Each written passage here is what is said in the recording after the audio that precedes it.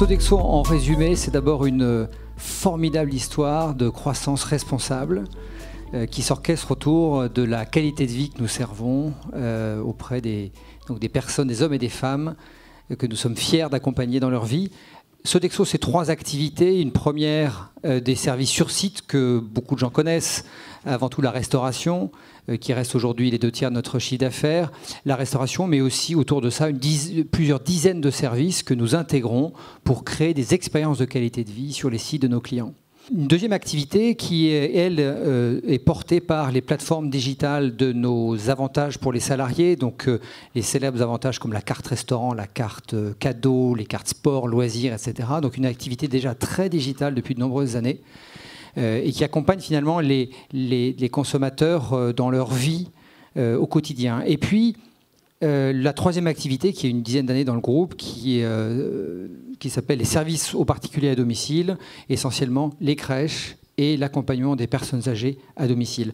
Effectivement, pour reprendre ce que tu disais, on voit vraiment le digital chez nous comme un moteur de croissance. Voilà, c'est la clé pour nous du digital, c'est comment est-ce que le digital va innerver progressivement l'ensemble de nos services pour nous aider à accélérer notre croissance. Et d'ailleurs, sur 2 axes, un premier axe qui est d'accélérer les métiers traditionnels en leur redonnant un souffle, en redonnant de l'énergie, en apportant de l'efficacité, et puis une meilleure connaissance des clients et des consommateurs, et puis un deuxième axe qui est de révéler des potentiels de croissance dans des métiers futurs, dans lesquels on a déjà mis des billes. C'est notamment tout ce qui est food delivery, donc la livraison de repas, et c'est tout un tas d'autres startups que nous incubons et qui vont nous permettre d'accélérer. On a aujourd'hui 4 enjeux stratégiques auxquels on pense que le digital peut vraiment significativement contribuer. Le premier enjeu stratégique, c'est le culte du client et du consommateur.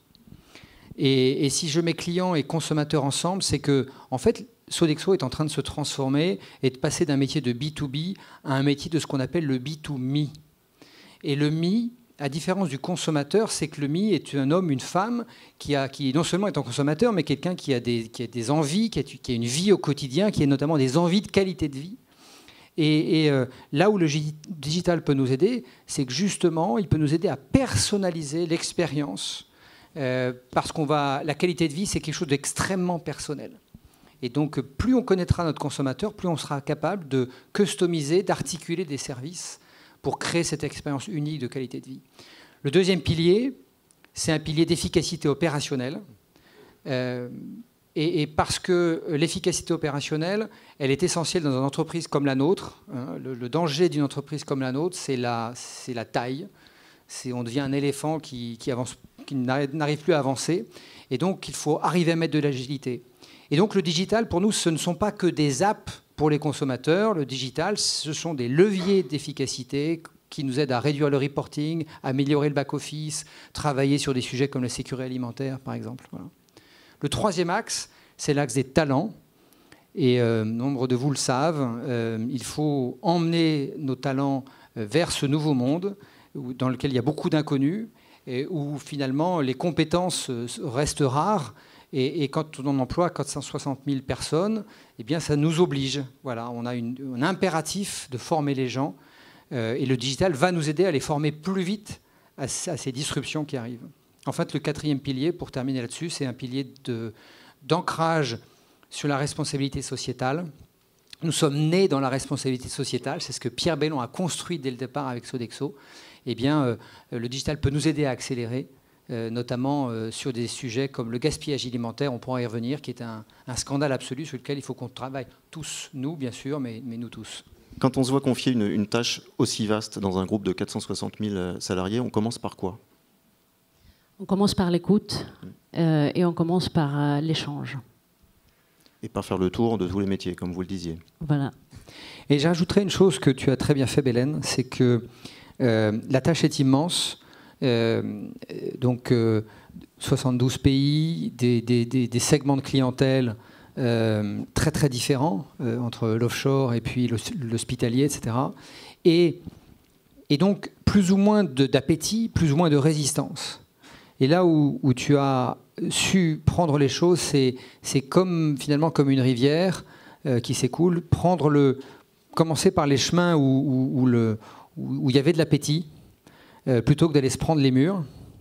Et finalement, faire monter la marée comme ça, au départ avec tous ceux qui dans l'entreprise étaient partants, il y en avait plein à tous les niveaux d'entreprise, depuis le site, depuis les gens dans l'activité avantages et récompenses ou service à la personne et au domicile. Voilà, il y avait tout un tas de gens et tu t'es appuyé sur ces gens-là et finalement en faisant monter le niveau de la marée, et ce qui a permis finalement de mettre tout le monde à l'eau. Parce qu'il y avait une masse critique de gens qui s'embarquaient dans l'aventure. Oui, c'est vrai, Denis, tu fais un point assez important sur notre communauté digitale. Donc aujourd'hui, nous avons créé depuis les débuts, justement en recherchant toutes ces personnes qui sont convaincues et ils veulent aider dans cette justement roadmap digitale partout dans le monde à différents niveaux et dans différents métiers.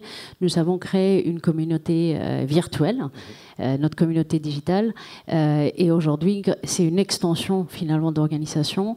Eux aujourd'hui sont les porteurs des messages, eux aujourd'hui sont les gens qui mettent en place beaucoup de nos projets, et c'est eux finalement qui aujourd'hui viennent avec énormément des opportunités. Aujourd'hui, on a à peu près 4500 personnes avec lesquelles on est en lien continu par des social networks ou de différents outils. Et je peux dire que ces champions aident énormément dans ce parcours.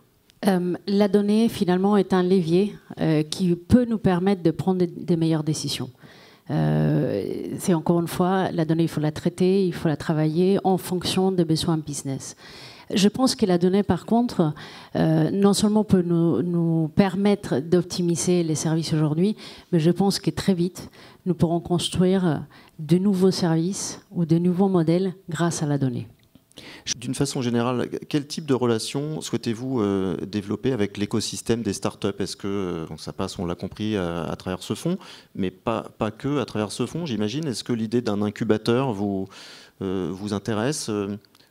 Aujourd'hui, nous avons deux leviers. La première qui est ce que j'appelle le COCO, et le deuxième qui est le win-win. COCO, ça te fait marrer Pascal, c'est COCO de co-construction, collaboration et co-création. Il y a de l'innovation partout et il faut qu'on tienne compte et qu'on bénéficie, surtout dans les écosystèmes dont nous travaillons. Nos suppliers, nos clients, des startups ou des personnes dans les milieux de l'innovation.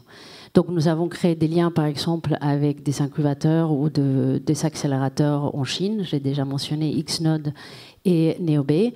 En Inde, avec Startup, ou en France, par exemple, avec Decamp ou Paris Inco.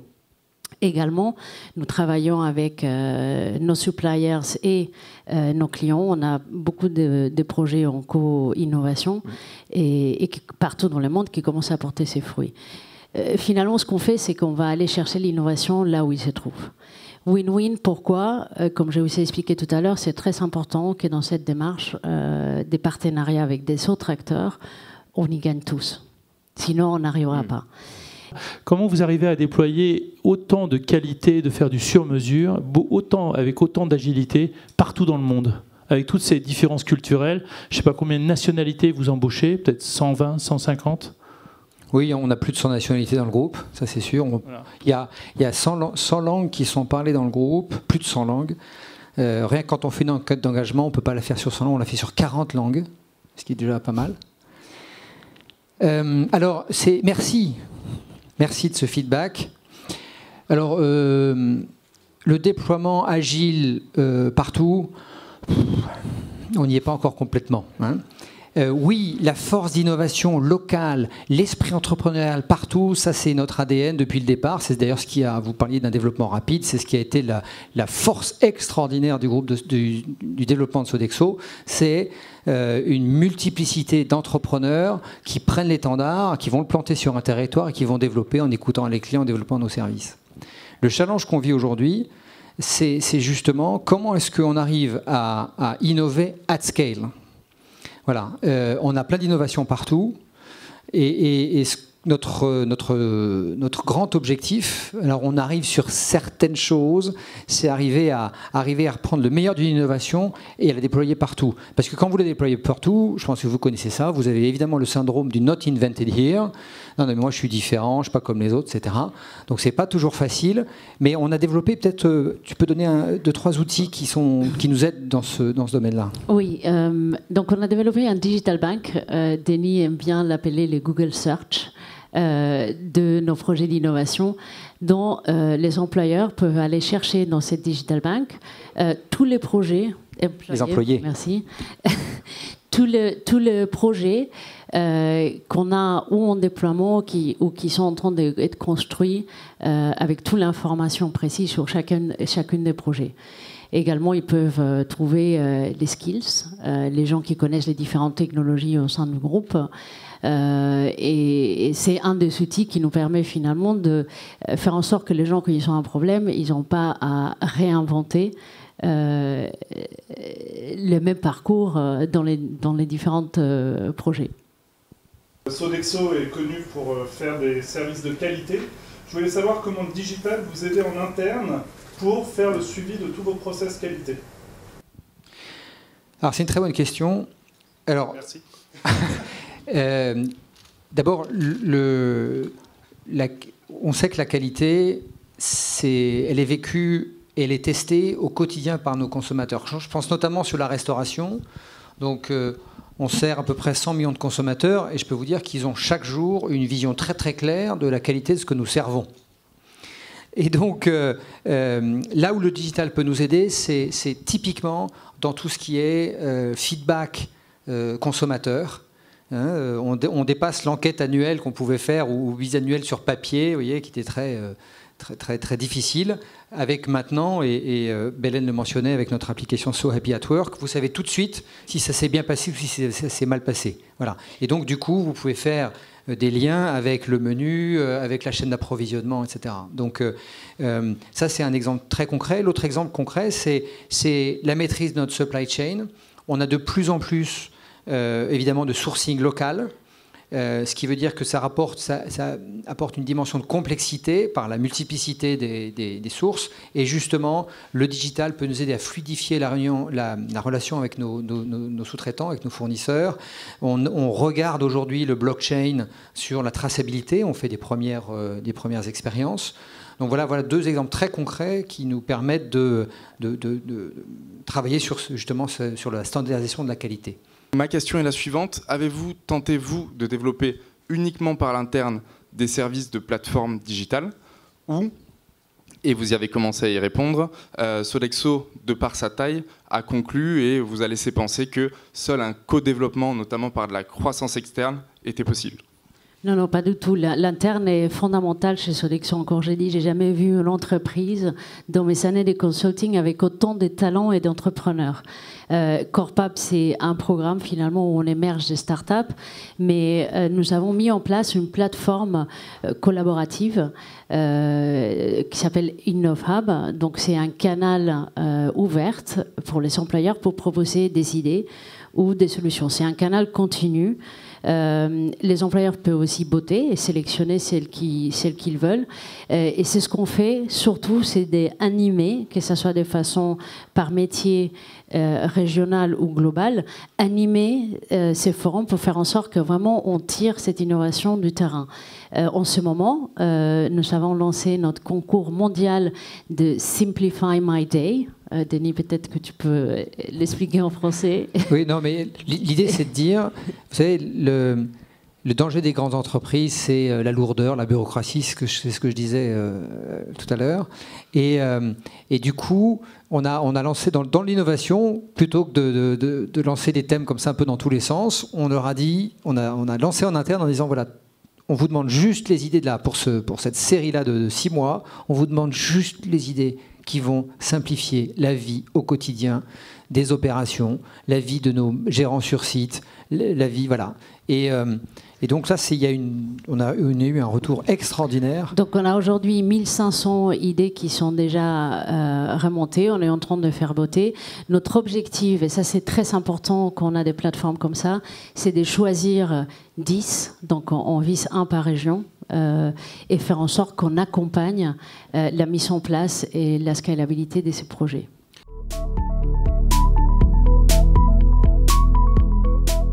L'histoire de Google et de la ville ne commence pas en 2015. Moi, je la ferai débuter en 2007. Et pour reprendre ce vocabulaire un peu guerrier, la conquête de la ville, vous avez tous en tête les images des grands conquérants. Généralement, quand vous vous représentez Napoléon, Alexandre, à la veille d'une bataille, ils sont devant une carte. Et qu'a fait Google avec la ville ? Google a commencé par des cartes. Parce que Google Maps, finalement, création en 2007, c'est une première approche de la ville. Alors là, on est sur une approche archi-classique, un plan, vu de haut, on est en 2D, rien d'extraordinaire, me direz-vous. Dès 2008, ça se sophistique un petit peu, même beaucoup, ça va très vite, avec l'apparition de Google Earth et Google Street View. Et vous observerez qu'entre les deux, eh bien, on passe d'une vue d'avion à vue à hauteur d'homme. Google Street View, on est passé de la 2D, j'allais dire même à la 4D. L'étape 3D a été rapidement passée parce que Google Street View, c'est une cartographie de ce qu'est fondamentalement une ville. Une ville, c'est quoi ? Une ville, c'est un mélange de stocks, les bâtiments, les espaces publics et de flux. Des flux visibles, nous, les passants, les véhicules, et puis tous ces flux invisibles sous nos pieds, au-dessus, les données, l'eau, le gaz, l'électricité. Et avec Google Street View, on a une partie de ces flux qui sont représentés. C'est pour ça que je dis que c'est de la 4D, parce qu'il y a l'élément temps qui apparaît. Mais le grand saut pour Google, c'est 2013, lorsque l'entreprise rachète la start-up israélienne Waze pour $1 milliard. Là, Google devient non plus un observateur, un cartographe de la ville, devient un acteur de la mobilité urbaine, c'est-à-dire d'une des fonctions fondamentales de la ville. Alors, Waze, vous le savez, c'est un calculateur d'itinéraire. Vous en êtes sans doute non seulement utilisateur, mais vous le nourrissez, puisque c'est une plateforme crowdsourcée. Mais Waze, c'est plus que ça. Waze est devenu un acteur à part entière de la mobilité urbaine, puisqu'ils ont créé une initiative qui s'appelle Citizen Connect, et les villes peuvent passer des partenariats avec Waze. En gros, Waze vient trouver des villes en disant, voilà, moi j'ai des données, je suis capable de te dire, toi, direction de la mobilité dans la ville, les flux de personnes, de véhicules dans cette partie de ta ville. Et moi, ça m'intéresserait que tu me dises quand est-ce que tu vas faire des travaux, quand est-ce que tu vas fermer telle ou telle bretelle. Le partenariat de Waze avec les villes, c'est ça. Et ça se traduit, nous dit Waze, par une meilleure... adaptation des infrastructures par les villes, une meilleure optimisation des travaux que doivent réaliser les villes lorsqu'elles veulent agrandir un axe routier ou au contraire fermer des bretelles. Toronto, depuis quelques années, c'est une métropole régionale qui est en train de devenir une métropole monde. Elle a, grâce, si je puis dire, à la crise financière, supplanté Montréal. Elle est une ville en croissance extrêmement rapide. Toronto, aujourd'hui, 2,8 millions d'habitants. En 2050, dans 30 ans, ce sera 7 millions d'habitants. Or, Toronto, elle a également quelques caractéristiques moins j'allais dire, glamour. Si certains d'entre vous ont eu le bonheur d'utiliser les transports publics torontois, ils sauront que vous payez $150 par mois, c'est parmi les plus chers au monde, pour un transport public à la fois saturé, sous-dimensionné et de qualité, on va dire que c'est assez moyen. Par ailleurs, le taux de vacances des logements à Toronto frôle les zéros, c'est-à-dire qu'on est sur un marché du logement archi-tendu. Toronto a été qualifiée d'une des villes les plus inégalitaires des États-Unis. Et c'est sur ce territoire que Sidewalks a lancé sa première opération d'aménagement sur le waterfront, et notamment Quayside, qui est une partie du waterfront. L'objectif de Google était de trouver une friche industrielle. Ils l'ont trouvée parce que c'est une des plus grandes friches industrielles d'Amérique du Nord. Et là, donc, l'objectif va être de déployer une ville. Alors, certaines technologies ont été présentées, et notamment, vous pouvez aller regarder ce très beau projet qui a été présenté en accord avec Carlo Ratti, le patron du MIT Sensible Lab, par ailleurs architecte à Turin. Et c'est l'idée d'une rue dynamique. Alors je le cite d'autant plus que lorsqu'on a fait il y a 3 ans un atelier à la Fabrique de la Cité sur la logistique urbaine, nourrir et alimenter la ville, c'était notre sujet. On avait imaginé cette rue dynamique, c'est-à-dire que vous comprenez bien qu'aujourd'hui, le système des livraisons en ville peut largement être optimisé, je pense qu'on peut dire ça comme ça. Par exemple, aux heures où vous allez travailler, on n'a pas envie de voir de camionnettes, et l'idée c'était de dire, finalement, il y a des rues qui pourraient être dédiées à la livraison à certains moments, et tout ça en utilisant les technologies digitales, à la fois visibles au sol, mais également en informant toute la chaîne logistique de la manière dont vous pouvez activer certains emplacements de livraison selon les heures de la journée et selon les jours de la semaine. C'est l'un des projets qu'a proposé Sidewalks. Ce qu'on est en train de voir, ce que Google est en train de voir, ce qu'on est en train de voir à Singapour, c'est que finalement, la ville, c'est beaucoup de technologie, c'est beaucoup de complexité, mais cette complexité, elle vient précisément de l'humain. Parce que qu'est-ce qu'on recherche dans une ville? On recherche l'anonymat, mais on retombe à notre sujet d'aujourd'hui. Ce qu'on recherche, c'est la qualité de vie en ville. Ces technologies, ces manières de mieux se déplacer, de mieux habiter. Et à Toronto, ils ont un sujet majeur de logement abordable. C'est au fond une question qui est sans arrêt posée aux villes. Donne-moi de la qualité de vie. Et à partir du moment où on sait que les 2/3, voire les 3/4 de l'humanité vont vivre en ville en 2050, cette question est loin d'être anodine, ce sera même une question centrale. Merci.